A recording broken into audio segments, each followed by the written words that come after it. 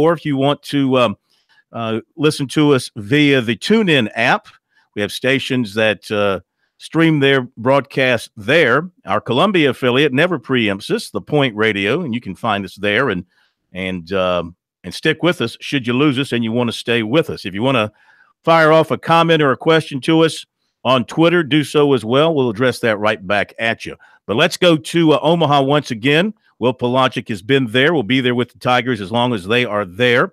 And he had a chance, of course, to listen in today as to the press conferences with the head coaches, Will, Brownell, and Self. One headed to the Hall of Fame.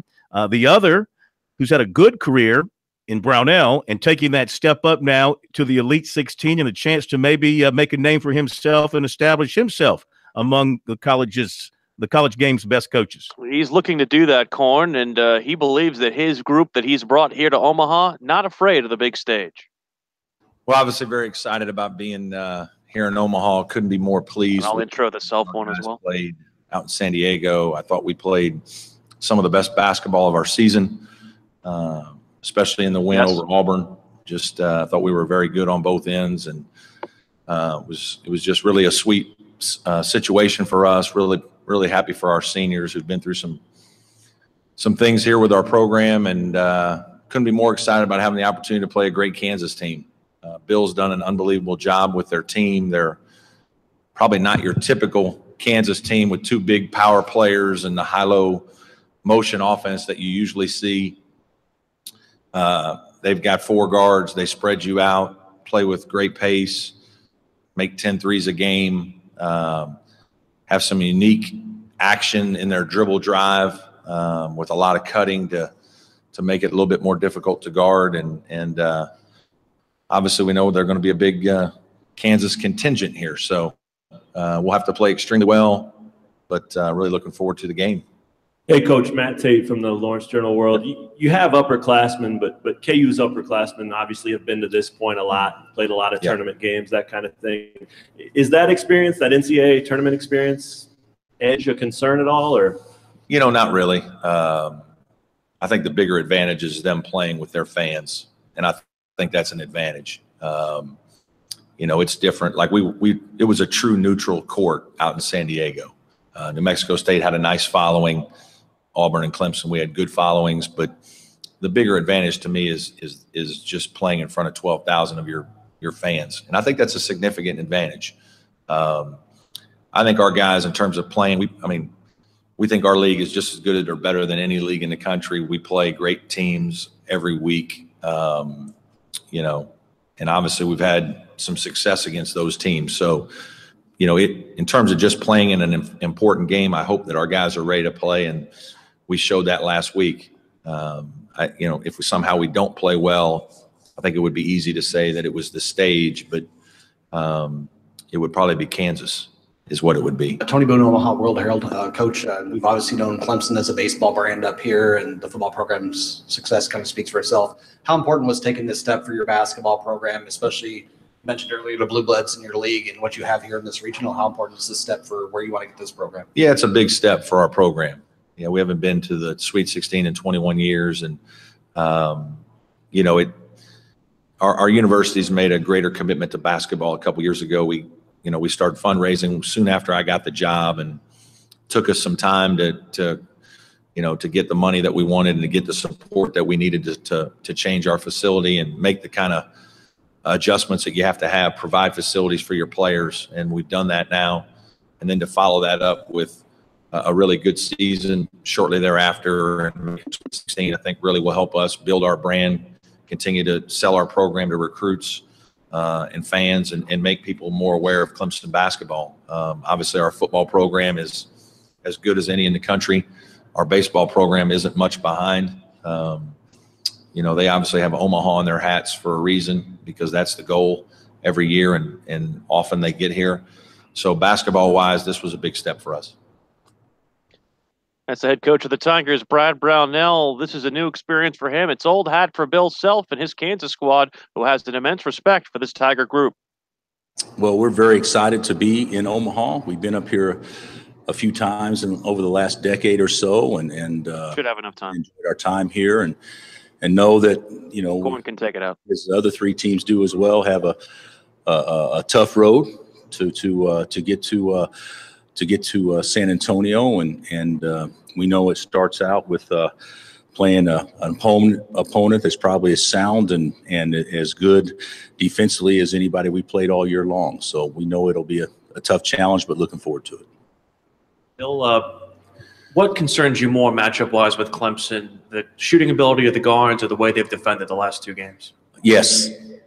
So I would say, they were probably the most impressive team I felt like in the first week.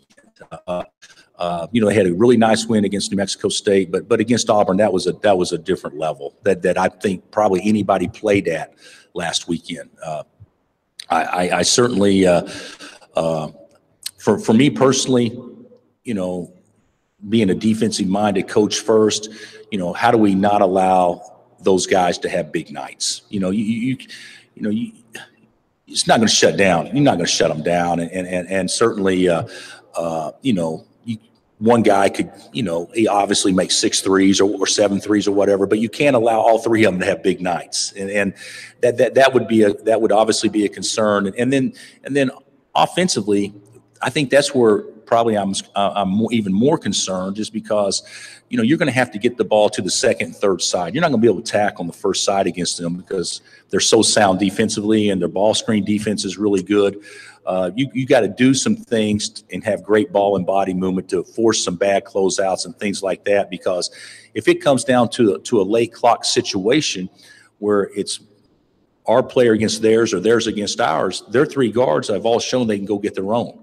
And we have a couple of guys that are good at that, but probably not as good as what theirs are. So I think that's real important that we have great ball and body movement. We're under a minute. Last question. Go. Coach, could you update us on Udoka's status and how he looked in practice this week? Yeah, he's been fine. He practiced full speed Tuesday, Wednesday. We'll practice today, and unless something unforeseen happens, he'll be starting and be full speed tomorrow. Take one more. Last one.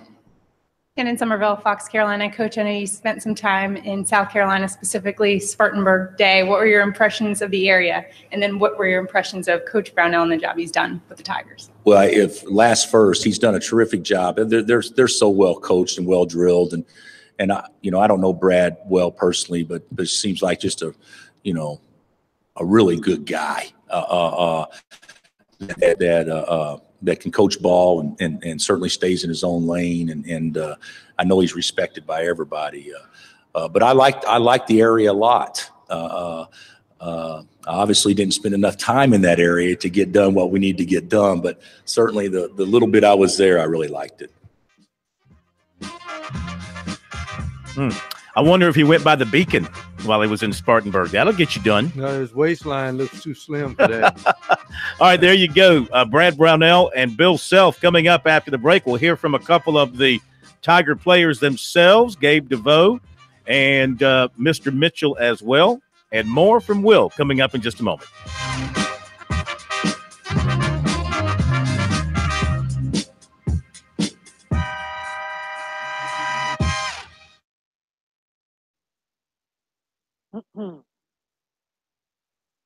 All right, Will, you good?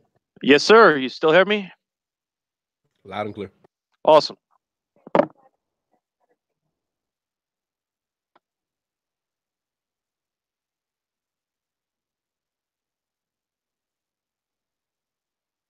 How's our Periscope looking? Well, let me check it out. Hold on.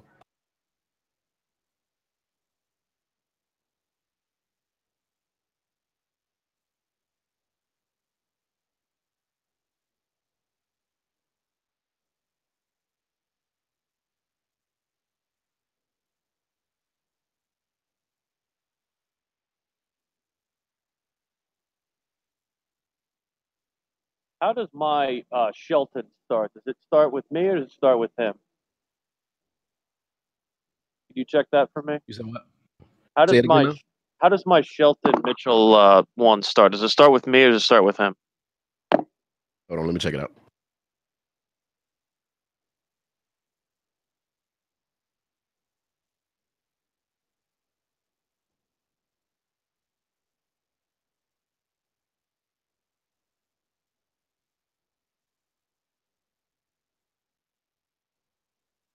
Starts off with him saying, as a kid, I grew up.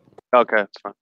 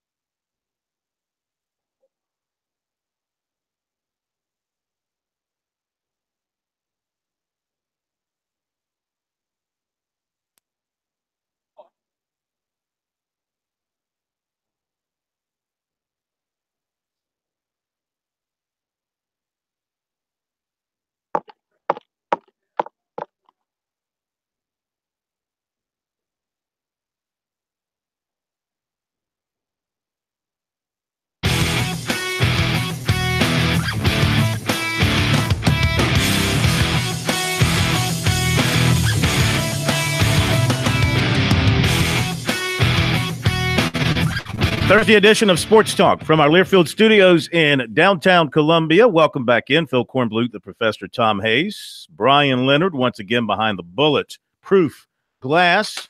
Will Pelagic is out in Omaha. More from him coming up in just a moment as we continue our coverage of the Tigers in Omaha in the Sweet 16 to face Kansas, facing Kansas on Friday night. One note from USC's football practice today is some of the media was out there in the morning to watch them stretch and go through some early technical things before they got down to their real practice. Deebo Samuel was walking around in a boot on his foot, and obviously he's not practicing anyway, but now he's got a little something with the foot going on. He was seen walking around with that. Outside of that, nothing else new from an injury standpoint, and Lance Thompson didn't share anything new along those lines either. Tomorrow, it will be the new quarterbacks coach at the USC meeting with the media, so we'll have that covered for you. On Saturday, the Gamecocks will have a scrimmage at Williams-Brice Stadium. Will Muschamp will update the media after that, and we'll have that posted for you on our website, SportsTalkSC.com. Well, they must love what their defensive ends are doing. If they take the freshman, what is his name, Mbari, and moves him inside the tackle. Yeah. So they must be satisfied with the Bucks and the defensive end. Yeah, and also moved Keir Thomas inside from defensive end. So they like the depth they're developing at defensive end, but they need, they lost some big bodies to graduation. Stallworth, they lost Sawyer. They lost Ulrich Jones. They lost some big bodies there, and they're looking for some big bodies to replace them. Speaking of big bodies, let's go to Will Pelagic. I believe his body expanded considerably after going to the Drover last night. And I saw the picture of what you took down, so I'm pretty jealous about what you experienced last night. It's weird. People are wanting me to go back for a return engagement because they want to see it again. It was fantastic. A little 18-ounce bone-in ribeye. I do want to try that one place you talked about that serves the muscatoli on the side of the steak, though, at Cassio's. I think that might be where I stop off tonight. But as far as tomorrow, the Clemson Tigers and the Kansas Jayhawks here tonight, here in Omaha, 7:07 Eastern. You'll see it on CBS. A player who has probably benefited the most from Clemson's run to the Sweet 16 is the Shelby, North Carolina native Gabe DeVoe. 22 points per contest in the first 2 games for the Tigers. He's just soaking it all in at this point. Went out to eat and got a nice dinner, but just excited to have got practice out the way. Get ready for tomorrow. What is going through your mind? Like, what goes through your mind when you try to make sure to normalize this atmosphere? Nothing new. I mean, like, I'm not changing anything up. Sticking to my same routine, keeping things the same. When the bracket came out, New Mexico State was the favorite. That was the trendy upset pick. Now you guys are. Does that just show how much the national media, I guess, doesn't really know about what you guys are capable of? Oh, yeah. I feel like we've been the underdog the entire year, so it's nothing new. The team doesn't – I guess the team takes it the right way, just approaches everything the right way. As many upsets as there were to get to the Sweet 16, you're still an ACC team, but do you feel like you guys are Cinderellas when you look around and see who's left in the Midwest? Not really. I feel like we didn't have any, crazy wins. We handle business in San Diego, so I don't really feel like we're a Cinderella team. When you get here and you see this massive arena and the stage that Clemson hasn't been on in a long time, what's that do for you? I mean, it's exciting. Treating it like every other game. I mean, it's a new excitement, but I think we have the right approach going forward. How do you believe you guys match up with Kansas? No, a little bit of a smaller team, but they still have a big guy in the middle with Azubuike. Yeah, I think Eli do fine out with him in the paint, and our guards match up well. It's going to be execution, who can execute down the stretch. What do you think about their guards? Devontae Graham, Vic, Svi, they can be on fire sometimes, and sometimes you guys can shut them down maybe. I mean, yeah, they're great guards. They outshoot the ball at a high rate, especially Svi's a great shooter for deep range. So he's trying to limit their threes as much as possible. Overall, what stands out when you look at Kansas? I mean, they know how to win. They've won the conference like 14 years in a row. So, used to being in this situation. And as a boogie, he's a low down there. So just trying to limit his touches and easy paint scores around the rim. What has changed for you guys defensively in the last 2 games? Nothing really. We just going out and execute our plan. Coach has been preparing us well, and we've been sticking to our game plan. A man who has had kind of a front seat to that success of DeVoe is his North Carolina backcourt running mate Shelton Mitchell, who has talked about not only DeVoe's rise to stardom, but also how much tighter those 3 in the backcourt, DeVoe, Mitchell, and Reed, have all gotten together when I sat down with him earlier in the Clemson locker room today. Obviously, as a kid, I grew up watching the NCAA tournament, following basically every game that I could. To be here and to be in the Sweet 16 with a chance to go to the Elite Eight, that's huge. What has the relationship been like between you, Gabe, and Marquise? It's been great. I mean, I think it's been great before we even made it here. Me and Gabe have known each other for years. Like I said, he's like my best friend, and the same with Marquise. Me and Marquise, when we first came here, we were roommates, and he's also like my best friend. So we all are unselfish. We're all happy for each other, and we all know what each other likes to do on the court. Seems like Gabe, over the course of the last couple of games, has kind of let his emotions go a little bit more than usual. How much of that have you noticed? I noticed a lot. People on our team, I kind of say that me and Gabe are the guys that don't really have any emotion. But, I mean, now I see him. He's out there hitting threes and doing goggles and all types of stuff. So it's more so funny than anything. Is it kind of like a no tomorrow type mentality for him? I think so. I mean, I think he's a senior. I think he knows that we have something special as his team.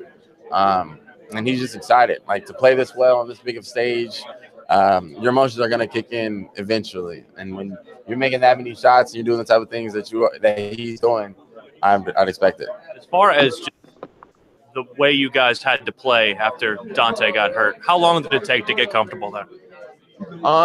It took a while.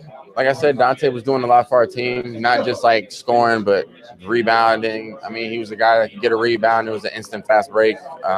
He was another guy on the court that could stretch the floor. So when he first got hurt, it probably took us a couple of games. But after that, the guys stepped up and the roles got even bigger. Has there been a key characteristic in these 2 games that has stood out over any of those? To be honest with you, no, not really. I think it's just we're just all playing together, playing unselfish, and we're getting stops. And like everyone knows, when we get stops, we can be dangerous in transition. How do you think your backcourt matches up with Kansas? I think we'll match up well with anyone's. I mean, no matter who we play against, I think we're going to be fine. Like I said, we're a confident group. Everyone knows. I mean, I'm not to take anything from Kansas. They have a great backcourt, but we're not necessarily just worried about the backcourt. We're worried about the whole team, just to be ready for all of them. The Eli Azubuike matchup has kind of gotten a lot of attention from people, and how he's taken his game to another level this year. What have you noticed from him? He's focused. I mean, he's hungry. He's matured a lot since I've known him at a young age, and really I think he's paying attention to what coaches are saying, and he's just really working hard. That's what's really helping him.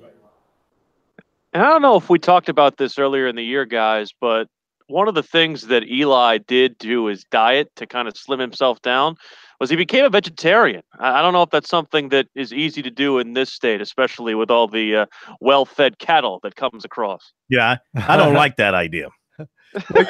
Well, not crazy about eating nothing but vegetables. Well, Bill Walton did that, and he still had problems with the knees and the ankles as far as that's concerned. But, one of the best things about this Clemson ball team is one of the worst things about instant gratification, because Clemson is still a basketball team where guys have to get old. They got to mature. You got to wait. You got to marinate that chili corn and let it cook for a while before you get the team you want out there. The big key to me tomorrow night is when these guards are run off the three-point line, when do they decide, Will, to drive to the hole or drive and kick to the next three-point shooter? It's going to be a real balance for them, I think, Pro, because so much of what Clemson does is beyond the three. They need to trust their ability to drive, because this is going to have to be a situation where they show offensive diversity. We talked about it earlier this week. They're not going to be able to live and die by guarded 30-foot jump shots. They need to be able to prove that they can either go inside with the penetration or kick it to Thomas for an easy deuce.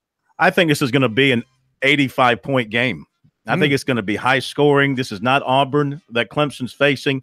They'll have a hard time slowing down Kentucky defensively. That means they're going to have to score, which they can. I see something in the mid-80s to win this thing. Back in a moment. I'll lay out in this segment so that he can do Lance and recruiting. All right.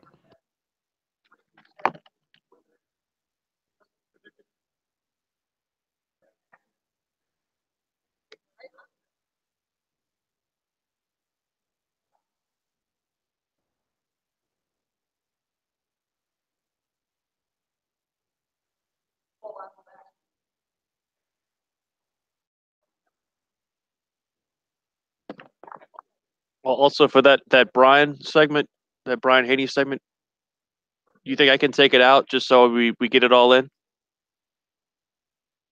Hold on, let me see.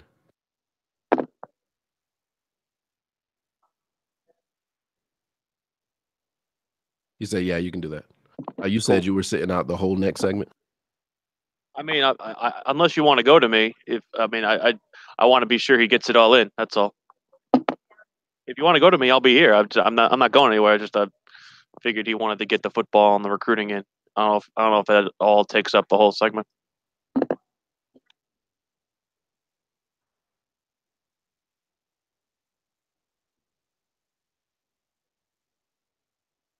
You say, yeah, you can sit out this segment. He'll do Lance and recruiting.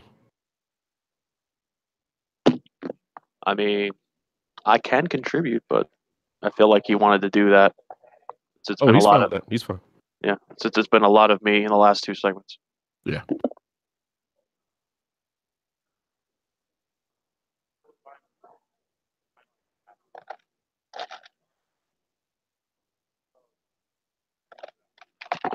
When you switch handles, just resend me the invite if that's cool. When you switch for the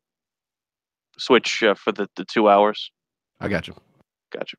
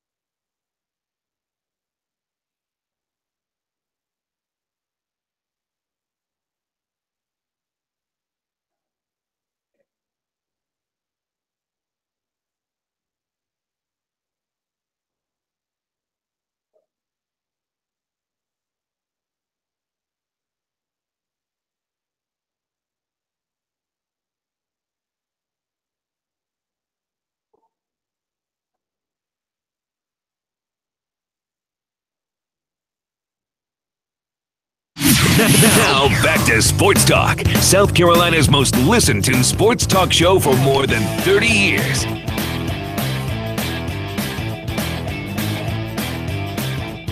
Welcome back into Sports Talk, everyone. Phil Kornbluth and the Professor Tom Hayes here in Columbia. Will Pelagic in Omaha for the Sweet 16 with the Clemson Tigers. In just a moment, USC defensive line coach Lance Thompson, and then recruiting for you.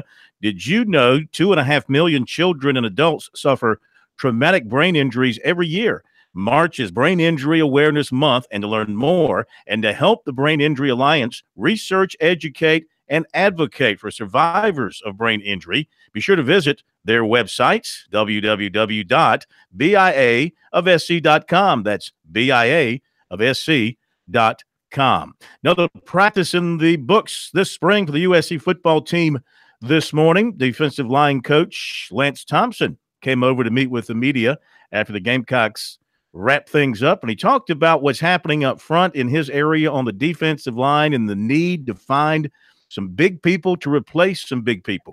Obviously, we're going to be a little undersized. We're going to be really young. And in terms of, trying to get 6, quality guys like you were talking about earlier. But I think we do got upgrade athletically. And I think, as coaches, we got to put them in a position where they can use their athleticism, use their strengths until they get the size where they can handle it, strength and point of contact stuff. But, yeah, losing. I mean, when I saw Taylor and Dante, and even Uric had a great role for us, and had a tremendous attitude for us, and did a good job with the team. But shoot, man, anytime you lose those guys, you wish you had them back, but that don't work that way.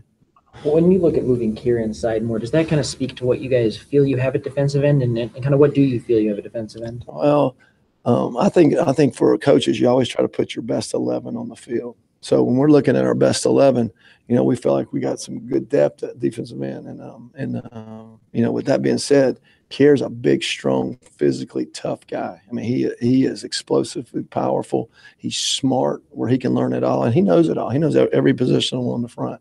So if we got in a bind and had an injury or something, we could throw him back out there. But he's going to be inside, and he's a disruptive guy, and he's doing a great job for us this spring.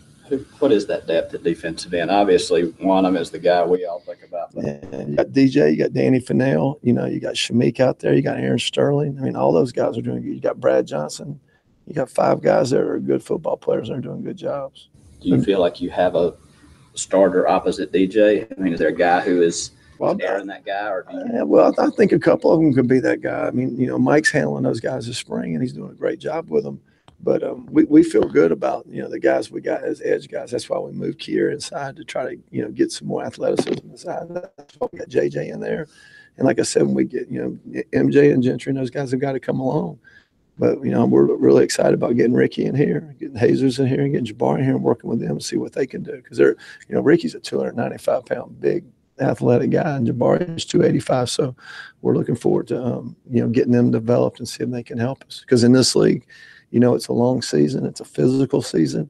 And, you got to be healthy. Obviously you can stay healthy, but you want guys that can play, because when a big guy empties his tank on Saturday, it's going to take him a shower, a couple meals, and a good night's rest before he can get going again. So you want to try to keep those guys fresh. And that was one of the things we were able to do last year. We were able to rotate a lot of guys. So in the fourth quarter, we had our best players that were still fresh and playing at a high level. Because when you're pushing on big men now, that's straining, so that's expending energy. So, you got to keep that in mind when you're rotating these guys, and you want to keep them ready to go for the fourth quarter, especially with all the tight games we had. We did a great job of winning games down the stretch and late in the game, and that's why. All right, Lance Thompson talking about his defensive fronts. Tomorrow, Dan Warner, the new quarterback's coach, will visit with the media. We'll have that for you.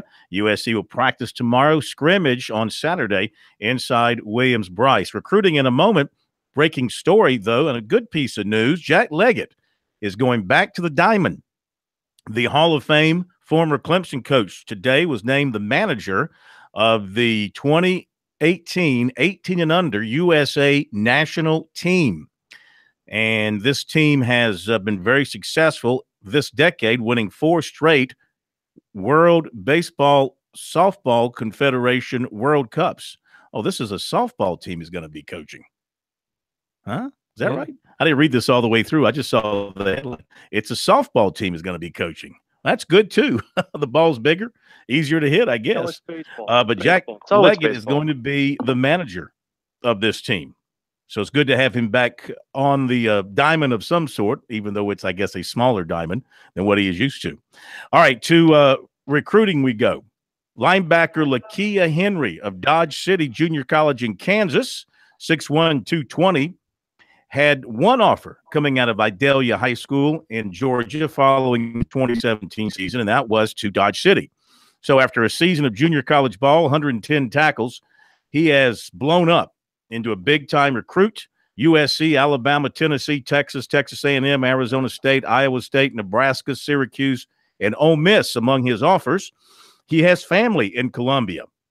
So when he got the USC offer earlier this week, that moved the Gamecocks high up on his lists. So he said he's excited about the South Carolina offer because of the family and because it is close to his home relatively in Georgia. Coleman Hutzler, the USC linebackers coach, has evaluated him and is handling his recruiting, and he likes Hutzler, and he likes what Hutzler is telling him about a chance to come in and to play some early.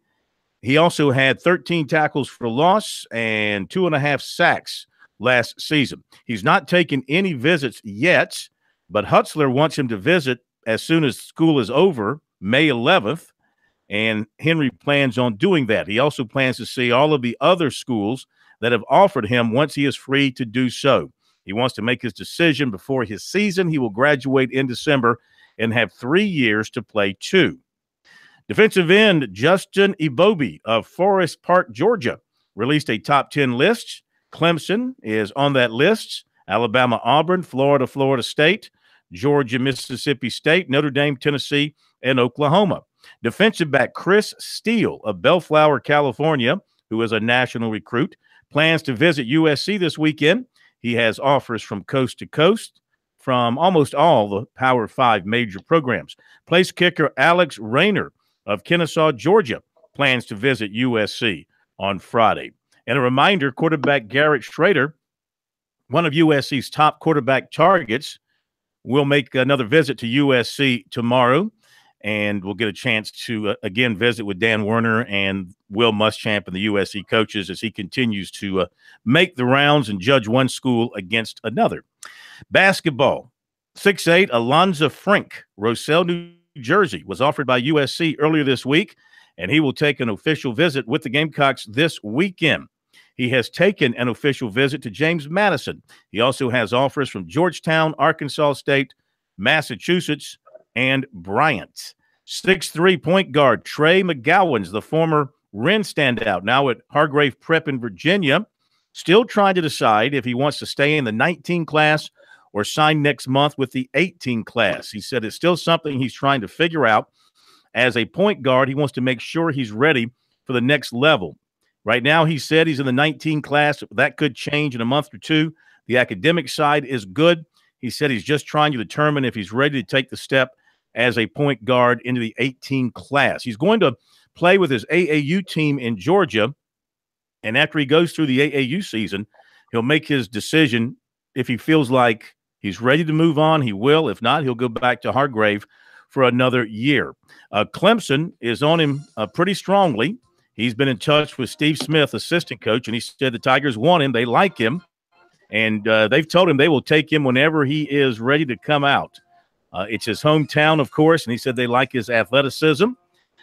SMU was by Hargrave on Wednesday to check on him. Baylor, Providence, SMU, St. John's, and Oklahoma State have also been showing him a lot of interest. He recently visited St. John's. Right now, he does not have a favorite, and again, he's got to decide on when he wants to come out, and if he, of course, is going to come out for the 2018 class, then he'll sign in April. There you go with recruiting here on Sports Talk. Be sure to check it out on our website every day, every night, SportsTalkSC.com, and on Twitter, use the hashtag #STRecruiting. Top of the hour break, Jordan Roper coming up in hour number 2, plus more from Will Pelagic in Omaha. We'll be right back.